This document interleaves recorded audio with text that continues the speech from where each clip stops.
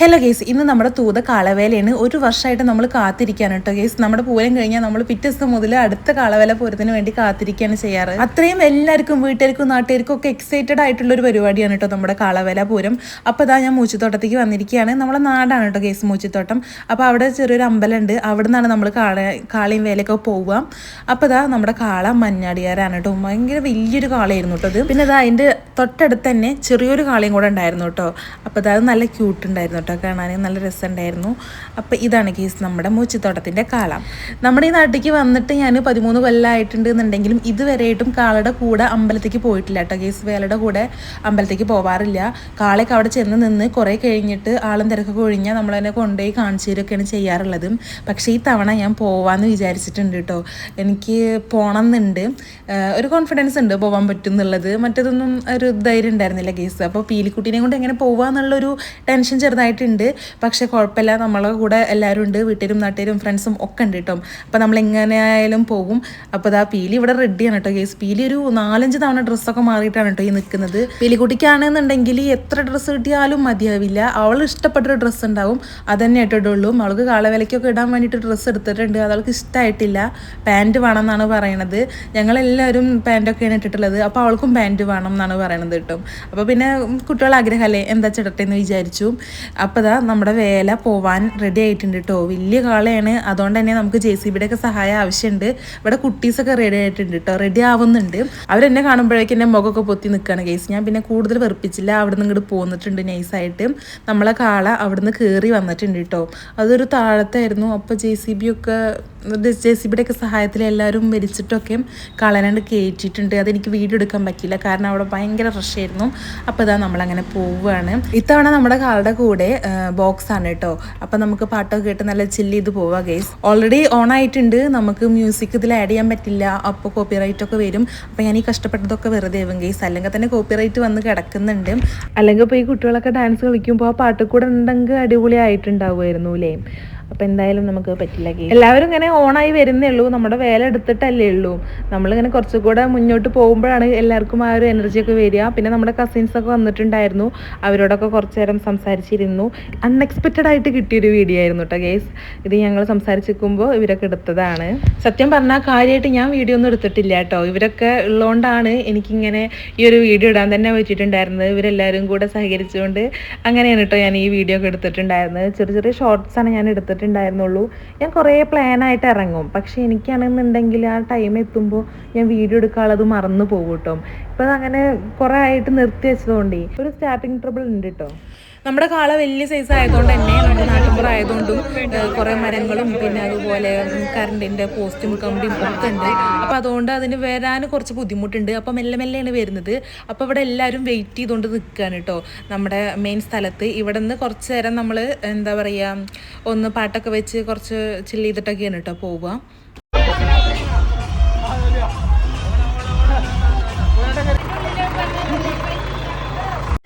Guys, ഞാൻ കൂടുതൽ പറയണില്ല, നിങ്ങൾ കണ്ടോക്കി എങ്ങനെ ഉണ്ടായിരുന്നു ഞങ്ങളെ കാളവേല എന്നുള്ളത്.